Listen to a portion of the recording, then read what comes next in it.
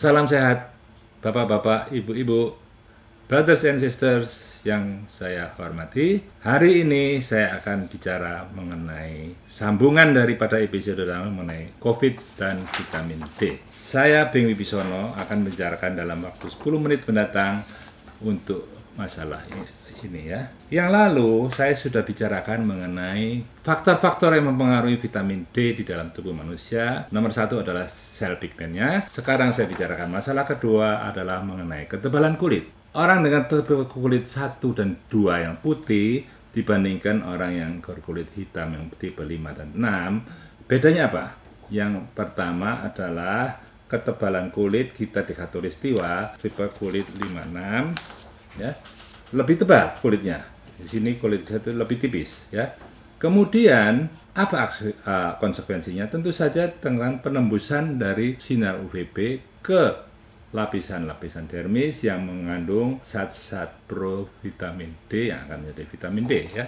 Sekarang saya lihat bahwa faktor ketiga tentu saja adalah makanan. Orang Jepang makanannya banyak sekali ikan yang mengandung vitamin D3 banyak, sehingga apa akibatnya? Tentu saja defisiensi vitamin D kurang, artinya COVID-nya juga kurang ya. Orang di Italia Utara itu berbeda. Di sana mungkin karena dia berada di daratan, kurang vitamin D, kurang makan ikan, sehingga terjadi banyak sekali defisiensi vitamin D dan tentu saja COVID-nya banyak ya. Tetapi ada beberapa negara di Eropa yang memberikan suplemen vitamin D pada rakyatnya, yaitu di Norwegia, di Swedia, dan di Prancis ya. Sehingga di sana COVID-nya ada tapi tidak terlalu ganas ya. Itu suatu hal yang sangat terbukti bahwa vitamin D itu penting sekali ya. Lalu kemudian kita harus juga melihat mengapa usia itu sangat mempengaruhi vitamin D di dalam tubuh. Kita ambil di sini satu contoh, kulitnya sama, ini adalah orang tua dan orang muda ya. Orang muda di sini, orang tua di sini ya. Di mana pada waktu muda itu provitamin D-nya banyak sekali ya. Kan kalau sudah tua vitamin D kurang, provitamin D-nya kurang, Sehingga vitamin D defisiensi tentu saja lebih banyak pada orang tua. Akibatnya apa? Orang juga lebih banyak menderita COVID ya. Kemudian saya ingin bicarakan mengenai faktor kelima adalah tentang paparan sinar matahari ya. Orang-orang harus mengetahui secara jelas bahwa UVB maksimum adalah pada waktu matahari berada tegak lurus di atas bumi. Tetapi kalau kita lihat, perhatikan di dalam webinar-webinar, banyak sekali perbedaan-perbedaan, mengatakan jam segini ya. Tapi kalau saya tunjukkan di sini, kalau kita seperti misalnya di Surabaya, jam 11 matahari sudah berada tegak lurus di atas bumi, apakah kita bisa mengatakan orang di Banda Aceh jam 11 juga? Tidak dong. Di sana pada jam 11 waktu Indonesia bagian barat sama-sama, di Surabaya dan di Banda Aceh berbeda posisi matahari ya. Jadi kita juga harus melihat pada detik mana. Nah, untuk memudahkan kita pakai cara tradisional, yaitu kita taruh satu botol aqua di mana bayangannya makin kecil, itu adalah matahari berada tepat tegak lurus ya. Baik di Surabaya, kalau tegak lurus bayangan juga kecil. Banda Aceh juga kecil kalau pada tegak lurus ya. Dapat dibayangkan antara Surabaya dan Banda Aceh misalnya, perbedaan derajat bujurnya itu 1 derajat berarti kira-kira 4 menit. Itu perhitungan matematisnya ya. Itu adalah paparan matahari ya. Paparan matahari yang kedua adalah pentingnya orang-orang misalnya yang ke kantor pagi hari sebelum ada matahari terbit atau matahari baru kurang, duduk di dalam mobil ke kantor, pulang sudah malam, matahari juga sudah tidak ada. Jadi mereka sangat sekali rawan untuk mendapat defisiensi vitamin D. Apa akibatnya? Terjadi COVID yang banyak yang sudah terbukti saat ini terjadi klaster-klaster baru di kantoran, pegawai kantoran. Satu lagi adalah orang yang memakai nijab atau orang yang menutup mukanya dan badannya sehingga hanya matanya kelihatan, itu pasti mendapatkan vitamin D kurang. Jadi defisiensi tinggi, tapi saya maaf tidak punya referensi, saya cari-cari tidak ada referensi apakah COVID-nya banyak atau sedikit ya. Sekarang saya akan membicarakan bagian yang paling penting di dalam uraian ini adalah peranan vitamin D di dalam patogenesis penyakit COVID. Sehingga saya harus membicarakan satu persatu tahap penyakit COVID kepada Anda semua. Nomor satu adalah pada titik masuk daripada si COVID, yaitu di mouth, eye, and nose, kita harus jaga baik-baik. Khususnya bagi orang tua dan komorbid. Mengapa? Karena setelah virus ini berhasil melewati ini, dia akan masuk ke dalam bagian-bagian tubuh yang lain, paru-paru dan lain sebagainya, di mana sistem imun daripada orang-orang lansia dan komorbid sudah sangat lemah. Sehingga titik inilah yang paling penting, panas.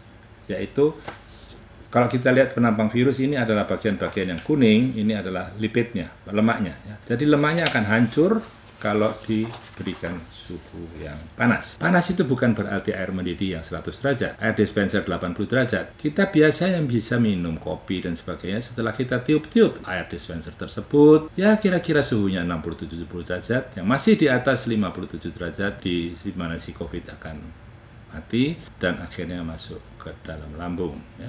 Kita bisa memberikan perasa-perasa tertentu kepada air panas tersebut. Misalnya kita berikan gula, sirup, kita berikan madu, kita hirup, mungkin kita mau memberikan kayu putih, ya, kita hirup supaya lebih enak, ya. Hirupnya dari kettle yang mendidih, tapi kita hirup itu kira-kira suhunya sekitar 60 derajat. Itu adalah satu terapi yang terbaik. Hal ini sudah berhasil dilakukan dengan baik di negeri tirai bambu yang penduduknya 1,4 miliar, tapi penderita COVID-nya sangat minim. Setelah itu, kalau virus masuk ke dalam tubuh, tentu mencari reseptor-reseptor. Reseptor-reseptor adalah tempat-tempat di mana mempunyai pasangan-pasangan untuk menangkap virus itu dengan pada tanduk-tanduknya, ya. Kan virus itu ada tanduknya, ya. Tanduk-tanduk ini ditangkap oleh bagian badan yang mempunyai tanduk-tanduk juga yang saling menangkap, ya. Nah, itu adalah titik-titik mempunyai reseptor ACE, ya. Dalam karangan yang baru ada satu reseptor baru yang ditemukan, reseptor nikin atau apapun, itu karena baru satu penelitian sehingga saya tidak membicarakannya, ya. Reseptor itu ada di mana? Nomor satu ada di dalam eritrosit, sel darah merah, dinding arteri, jantung, paru-paru, ginjal, dan usus.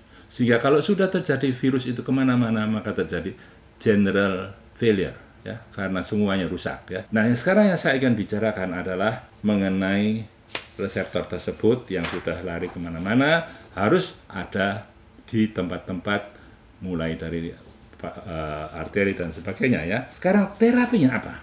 Setiap tahap terapi untuk virus itu berbeda-beda. Tahap pertama tadi pakai air panas. Tahap kedua apa? Kita memakai Avigan yang menutup semua reseptor-reseptor supaya si virus tidak bisa bergabung dengan target-target organ tersebut.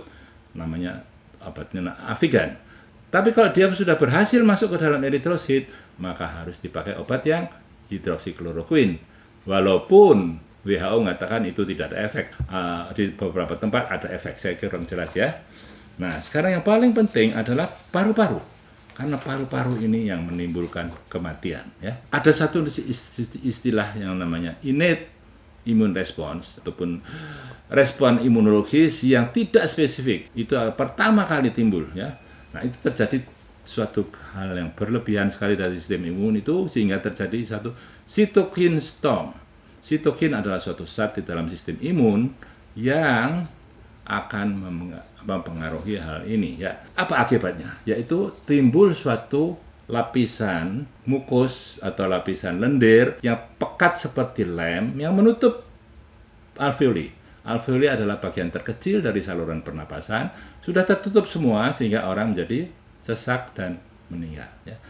Nah, disinilah vitamin D3 itu berpengaruh karena harus diobati dengan vitamin D3 dosis tinggi sehingga tidak terjadi cytokine storm yang berlebihan ini, tidak ada mukus kalau sudah vitamin D3 cukup, ya.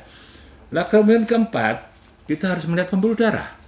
Oksigen yang seharusnya sudah lewat paru-paru, lewat alveoli masuk ke darah, di sini di dalam pembuluh darah terjadi hal-hal yang lain, terjadi pembekuan, sehingga kita harus mengukur di dimernya, harus memberikan antikoagulan, ya. Kemudian kalau kita ketahui bahwa ada reaksi antara sel imun dengan sel COVID timbul banyak radikal bebas yang juga akan merusak. Obatnya apa? Antioksidan, yaitu obat anti-scavenger, membersihkan semua radikal bebas. Terapi keenam adalah untuk mencegah infeksi sekunder tentu saja ya.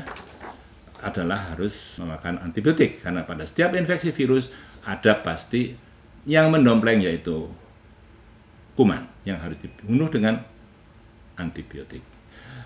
Pada saat terakhir, pada saat terminal itu boleh diberikan suatu kortikosteroid, dexamethasone, tidak boleh diberikan pada fase-fase dini, harus pada fase-fase lanjut untuk menyelamatkan. Dan tentu saja yang terakhir sekali adalah kita harus mencoba memberikan obat-obat antiviral yang biasanya itu namanya obat-obat anti HIV ya. Sehingga harapan saya dengan vitamin D3 ini ya, seluruh populasi sebaiknya mulai diajarkan bagaimana mencegah dengan memakai air panas untuk tahap pertama seperti disosialisasikan di negara yang mempunyai penduduk 1,4 miliar di Tiongkok. Kelihatannya COVID tidak terlalu merajalela di sana ya. Kedua adalah untuk melakukan suatu suplementasi bagi vitamin D di daerah-daerah Indonesia Timur karena di sana kemungkinan besar terjadi COVID yang parah. Karena sekarang sudah terbukti bahwa di Papua Barat dan di Provinsi Papua sudah zona merah. Ya. Kemudian kita juga harus melihat bagaimana keadaan itu di rumah sakit. Case management harus diperbaiki dengan memperhatikan semua tahap-tahap penyakit COVID tersebut pada badan manusia. Dan yang terakhir kita harus tetap menggunakan 3M.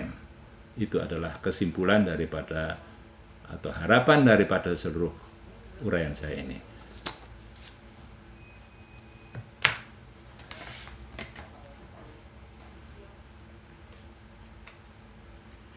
Terima kasih.